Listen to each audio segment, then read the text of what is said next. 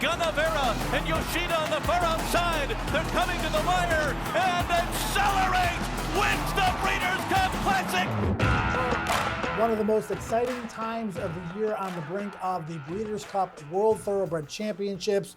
Joe Kristufek, Ed DeRosa, and Ed, the race that everybody looks forward to. The Grade 1 Breeders' Cup Classic, $6 million. A mile and a quarter is the distance. The 3-year-old stars taking on the older horses. McKenzie, the favorite in this race, most likely for Bob Baffert. I'm willing to go against him in this spot. I think we may have a recipe for chaos. What do you think? I agree. Not only a lot of money on the line, but also prestige.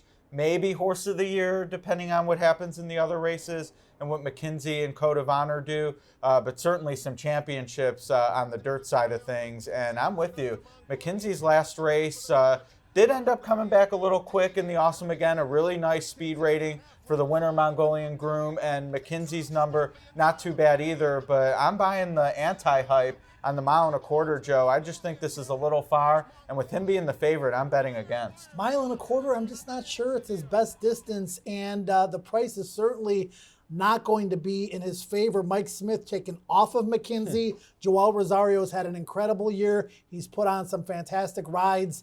It's not jockey racing, it's horse racing. And I think McKenzie may be beatable in the spot. So let's talk about a few of the horses that can maybe beat him. We'll start with the other older horse that's going to gravitate a lot of money towards him, and that's Vino Rosso, the winner of the Jockey Club Gold Cup, but got disqualified. Tough call there. Code of Honor put up more on him in just a moment. Vino Rosso's never been better, but how good is he actually? I think we've seen how good he is, but against this group, Joe, that's probably good enough.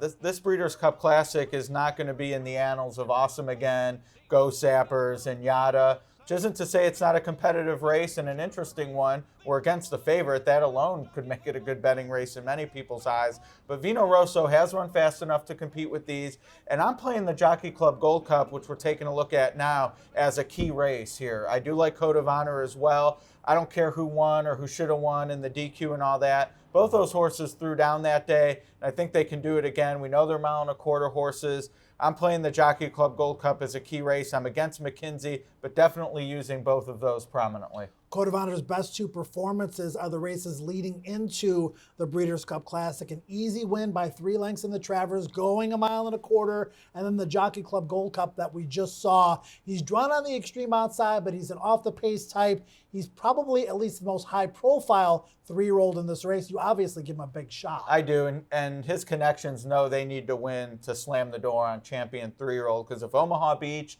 or Maximum Security win their next start, Omaha Beach in the Dirt Mile, Maximum Security in the Cigar Mile, Code of Honor's in trouble. But a win here clinches it, maybe even Horse of the Year. They're here to win for sure. And here's a horse, Joe, who really hasn't done a lot wrong. Now, he has some races where he didn't get it done, but he's always in the frame, and I really respect that. Thought the Travers and the Jockey Club were both good enough to win this. True mile and a quarter horse, maybe the one to beat. Bill Mott has never been afraid to take on the boys with the top female. We've seen it many times before. This time it's a late taking on the boys in the Breeders' Cup Classic. Midnight Bisou has gotten the better of her in most of their recent encounters. She's going to be the favorite in the Distaff. A late wants a mile and a quarter. The Breeders' Cup Distaff is a mile and an eighth. That's why she winds up here. Absolutely, and I like her too. Price will be the final determining factor for me. She's a big name. She always takes money, even against Midnight Bisou, who kept beating her late, was always a sort of wise guy vibe. But at a mile and a quarter against males, hopefully we'll finally get our price. She's shown she's fast enough at this distance, so I like that.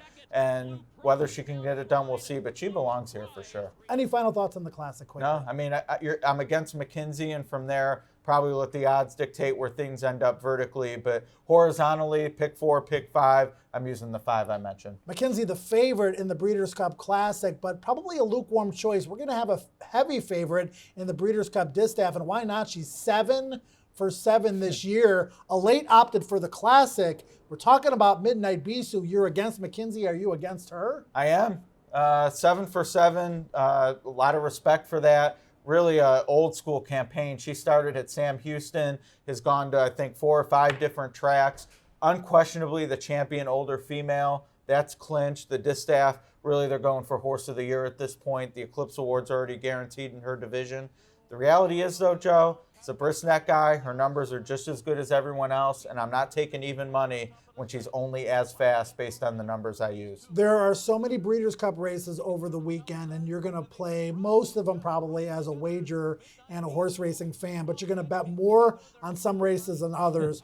I'm rooting for Midnight Bisou as a fan. I'm not going to try to beat her, but I'm also not going to sink a big portion of my bankroll into this race. She's much better than I thought she was going to be. As a 3-year-old, she was great, but she wasn't as good as Monomoy Girl. She has taken her game to a new level this year. She wins in so many different ways. People are going to talk about the Beldame and that she ran slow. She took pressure every step of the way in that race and still was able to win. I think she's a special horse. I'm looking forward to her putting her talents on display. So I'll probably bet the Breeders' Cup Distaff in some way, shape, or form. Not going to sink a big portion of my bankroll into it. You seem to be maybe a little bit on the other side of the fence. If you're against the favorite, how do you play it? Yeah, well, I'm tossing her completely, just at 6-5 or lower. With my opinion, there's no reason for me to use her. Blue Prize is the top pick. The number power just too strong for me. Serengeti Empress, the Kentucky Oaks weighing heavily. She can get away with that again. She'll be awfully tough to catch. So favoring those is my top two, but certainly Street Band, Dunbar Road I can see in the mix as well. Really compelling race. And if Midnight Bisou wins, she's going to get Horse of the Year consideration. Lots of star power in the Breeders' Cup Sprint. You've got Matoli, you've got Catalina Cruiser, you've got the older horse that seems to get better and better and better. And we're talking, of course, about Imperial Hint. You've got Whitmore, the model of consistency. There's no Roy H. who's won it the last 2 years, but this is a very, very, very good race. Yeah, this might be the race of the weekend in terms of high level of competition. Matoli, a Met Mile winner, Imperial Hint beat Matoli at Saratoga in what I believe was a track record performance. And then Chancelot, the 3-year-old, who has run some of the fastest races of anyone this year and then just caught that buzzsaw Omaha Beach off the bench last out. This is, to me, the race of the weekend. You mentioned the Met Mile, one-turn mile. Some of Matoli's better performances have been over 7 furlongs. This is 6. Yeah, it's interesting to me how sharp he's going to have to be here. And what is Imperial Hint? Where's he going to be? How fast is Chancelot going to go early? Really compelling race. The fact that Steve Asmussen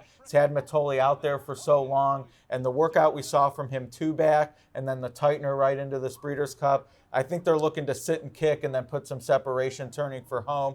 He's the horse to beat in my mind. I'm a little worried about the price, Joe. I loved Matoli in the Met Mile when he wasn't favored. I'm trepidatious at 8-5 here. This is a really good group. Imperial Hint, a 6-year-old horse by Imperialism, showing you that a good horse can come from anywhere.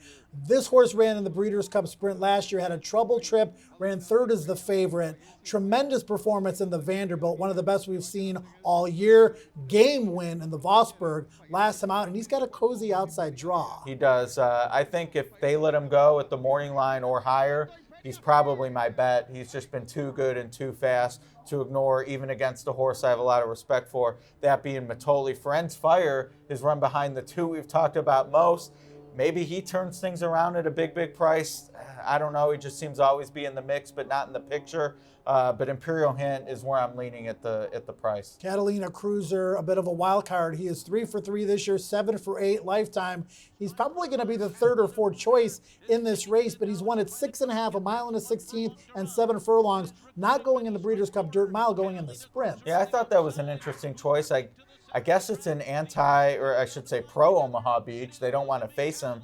But with his cruising speed, the 2-turn mile I thought would have been right up his alley. Ran in the mile and the 16th, as you noted. And now he draws the rail here. He's so fast, but there's just too much talent in here. Even at 3rd or 4th choice, I'm against. Chancelot, the super speed 3-year-old.